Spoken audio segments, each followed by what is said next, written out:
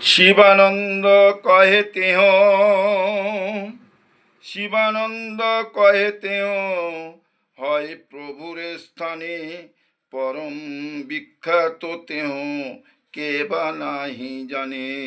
শিবানন্দ সেন তাকে বললেন, হ্যাঁ, তিনি শ্রী চৈতন্য মহাপ্রভুর কাছে রয়েছেন, তিনি পরম বিখ্যাত, তাকে কে না জানে। স্বরূপের স্থানে তারে করিয়াছেন সমর্পণ, প্রভুর ভক্তগণের তেও হয় প্রাণ সম। শ্রী চৈতন্য মহাপ্রভু তাকে স্বরূপ দামোদরের কাছে সমর্পণ করেছেন। তিনি মহাপ্রভুর ভক্তদের এত প্রিয় যে তারা তাকে তাদের প্রাণের মতো ভালোবাসতেন। রাত্রি দিন করে তেহ নাম সংকীর্তন, ক্ষণকাল নাহি ছাড়ে প্রভুর চরণ।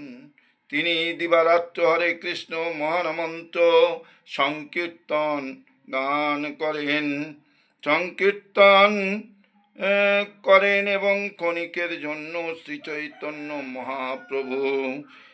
মহাপ্রভুর শ্রীপাদ পদ্মের আশ্রয় ত্যাগ করেন নাম। পরম বৈরাগ্য তার নাই ভক্ষ পরিধান, জইছে তৈছে আহার করি রাখয়ে পরাণ। তার আচরণ পরম বৈষ্ণব বৈরাগ্যযুক্ত, তাহার আহার এবং পরিধানের প্রতি তার কোনো রকম যত্ন নেই। যেন তেন ভাবে আহার করে তিনি প্রাণ ধারণ করেন। 10 দণ্ড রাত্রি গেলে পুষ্পাঞ্জলি দেখিয়া সিংহদ্বারে খাড়া হয় আহার লাগিয়া, আহার লাগিয়া। 10 দণ্ড রাত্রি অতিবাহিত হলে জগন্নাথ দেবের পুষ্পাঞ্জলি দর্শন করে তিনি সিংহদ্বারে এসে দাঁড়ান, ভিক্ষা করেন কিছু আহার করার জন্য। কেহ যদি দেয় তবে করয়ে ভক্ষণ, কবু উপবাস কহে, কবু করয়ে চর্বণ। কেউ যদি তাকে কিছু দেয় তাহলে তিনি তা ভক্ষণ করেন, কখনো তিনি উপবাস করেন এবং কখনো কিছু চর্বণ করেন। এত শুনি সেই মনুষ্য গোবর্ধনের স্থানে কহিল গিয়া সব রঘুনাথ বিবরণে। সেই কথা শুনে সেই বার্তাবাহক গোবর্ধন মজুমদারের কাছে ফিরে গেলেন এবং তাকে রঘুনাথ দাসের সমস্ত বৃত্তান্ত জানালেন। শুনি তার মাতা পিতা দুঃখিত হইল, পুত্র ঠাঁই দ্রব্য মনুষ্য পাঠাইতে মনে হইল। সেই কথা শুনে রঘুনাথ দাসের পিতামাতা অত্যন্ত দুঃখিত হলেন এবং তাদের পুত্রের কাছে তার দুঃখ স্বাচ্ছন্দ্যের সুখ স্বাচ্ছন্দ্যের জন্য বিবিধ দ্রব্য এবং মানুষ পাঠাতে মনস্থ করলেন। 400 মুদ্রা 2 ভৃত্য 1 ব্রাহ্মণ শিবানন্দের ঠাঁই পাঠাইল ততক্ষণ। তারা তখন 400 মুদ্রা 2 জন ভৃত্য এবং 1 জন ব্রাহ্মণকে শিবানন্দ সেনের কাছে পাঠালেন। শিবানন্দ কহে, তুমি সব যাইতে নারিবাম, আমি যাই যবে আমার সঙ্গে যাইবা। শিবানন্দ সেন তাদের বললেন, তোমরা সেখানে যেতে পারবে না, আমি যখন যাব তখন আমার সঙ্গে যেও। এবে ঘর যাহস যবে আমি সব চলিমু, তবে তোমা সবাকারে সঙ্গে লইয়া যামু। এখন তোমরা ঘরে ফিরে যাও, আমরা সকলে যখন যাব তখন তোমাদের সকলকে সঙ্গে নিয়ে যাব। এই তো প্রস্তাবে শ্রী কবি কর্ণপুর রঘুনাথ মহিমা গ্রন্থে লিখিলা প্রচুর। এই ঘটনা বর্ণনা করে মহাকবি শ্রী কবি কর্ণপুর তার গ্রন্থে রঘুনাথ দাসের মহিমা বিস্তারিতভাবে বর্ণনা করলেন। আচার্য যদুনন্দন সুমধুর শ্রী বাসুদেব প্রিয় স্তঞ্চিয়োচ্ছিস রঘুনাথ ইত্যাদি গুণ প্রাণাধিক মাতৃসাম। শ্রী চৈতন্য কৃপাতি রেকশত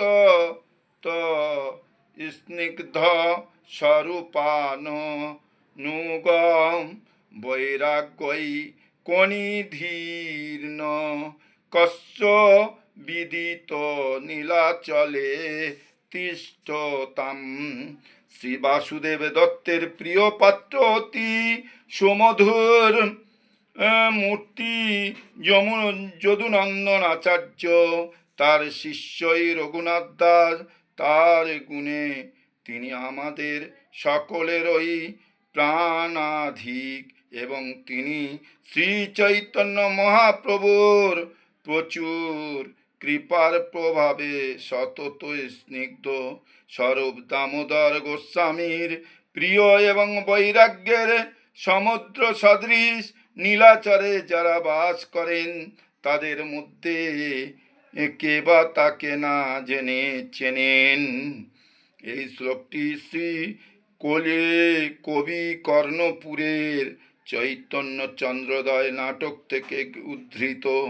য সর্ব লোকৈক মনভীরুচ্চা শৈভাগ্যতু ভূ কাচিৎ দৃকৃষ্ট পচ্চাম যত্রায় মারপন তুল্যকালকালয়ং তৎ প্রেম সখী ফল বানতুল্যম। যেহেতু শ্রী রঘুনাথ দাস গোস্বামী সমস্ত ভক্তদের অত্যন্ত প্রিয়, তাই তিনি সহজেই এক অনির্বাচনীয় কর্ষণ ব্যতিরেকে পক্ষ সৌভাগ্যের ভূমিতে পরিণত হয়েছিলেন, যেখানে শ্রীচৈতন্য মহাপ্রভু বীজ বপন করেছিলেন এবং তৎক্ষণাৎ সেই বীজ শ্রীচৈতন্য মহাপ্রভুর অনুপম প্রেমরূপ বৃক্ষে পরিণত হয়ে হয়েছিল।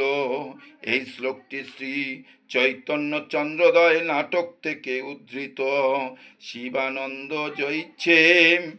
জয়িছে সেই মনুষ্যে কহিলা, কর্ণপুর সেই রূপে শ্লোক বর্ণিলাম। শিবানন্দ সেন যেখানে রঘুনাথ দাসের পিতা কর্তৃক প্রেরিত সেই বার্তাবাহককে বলেছিলেন, ঠিক সেই ভাবে কবি কর্ণপুর সেই শ্লোক বর্ণনা করেছেন। বর্ষান্তরে শিবানন্দ চলে নীলাচলে, রঘুনাথের সেবক বিপ্র তার সঙ্গে চলে। পরের বছর শিবানন্দ সেন যখন জগন্নাথপুরীতে যাচ্ছিলেন, তখন রঘুনাথ দাসের সেবক এবং বিপ্র তার সঙ্গে যাচ্ছিলেন। হরে কৃষ্ণ কৃষ্ণ কৃষ্ণ হরে হরে, হরে রাম